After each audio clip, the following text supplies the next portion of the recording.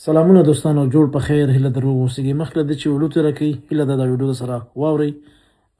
په دې ویډیو کې موږ تاسو ټول دپاره یو ډېر زیات مهم پیغام ده. ملګرو، لکه څنګه چې خبر یاستئ چې څه وخت وړاندې په برلین کې سفارت او همداشانتې په بون کې د قونسلګرۍ کارونه بیا شروع شولو.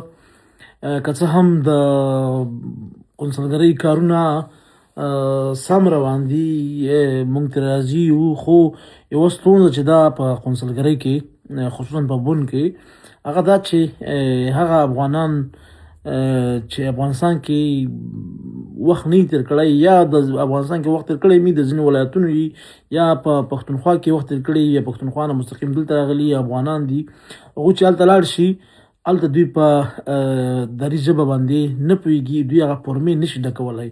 داسې څو کسان سره داسې پیښې راغلي دي چې هغوی یو نیم کال ترمیم ته انتظار ښکلی، اپاینټمنټ ته انتظار ښکلی که نه، چې وخت راشي هلته لاړ شي، نو د هغه فورمه باندې نه پوهېږي. هغه فورمه صرف یوه ژبه دي، او په حال دا چې په افغانستان کې دوه رسمي ژبې دي چې هم پښتو ده او هم دري ده.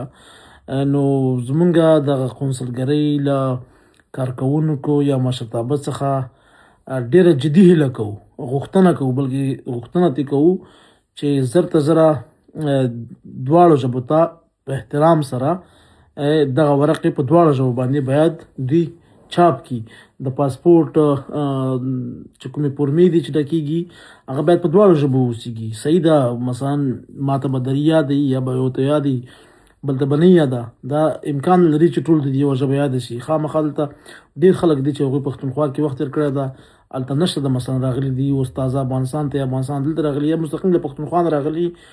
چون په جرمني کې زیات او کم 6 لکه نه زیات افغانان د مسافرت ژوند کوي. په دوی کې ډېر زیاته برخه د پښتنو ده. پښتنو کې بیا داسې خلک شته چې هغوی کابل کې مثلا یا درس نه وي ویلی، یا چې د وخت نه تېر کړی، هغوی ته نه ورځي دا ژبه. نو بل پکار هم ده چې باید په دواړو ژبو باندې فورمې وي.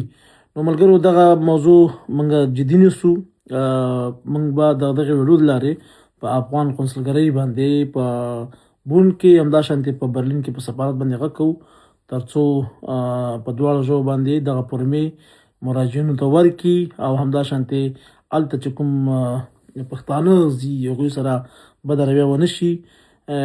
که څوک نه مني چې زه دا ویډیو هسې کومه، په ثبوت ډول باندې موږ سره داسې پیښې ډېرې شوي دي، دا غوښتنه شوې ده چې هلته پښتانه لاړ شي، یو کال یو نیم کال اپاینټمنټ ته انتظار وکړي، هلته چې ورشي په ژبه نه پوهېږي، یا داسې کسان دي چې چا نه مرسته هم نشي غوښتلی، نو هغه کار یې غونډ ګډوډ شي، یا چې دا نوم غلط ولیکل شي، یا نه یو شی کې مشکل راځي.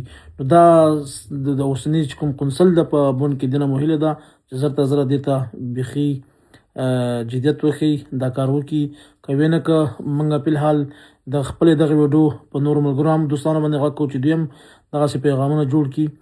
غوښتنه کوو که بیا ونه شو، بیا نو موږ سره دویمه لار شته، بیا به راځو د بون د قونسلګرۍ مخې ته به ولاړ یو، مظاهره به کوو، احتجاج به کوو. دا بیا ډېره بده خبر ده چې موږ په پردي هېواد کې پولیسو سره ځان په دې نوم رجسټر کوو چې زموږ د هېواد ژبه په قونسلګرۍ کې موږ ته حق نه راکول کېږي. نو دا بیا بیخي د افسوس خبره ده، د شرم خبره ده.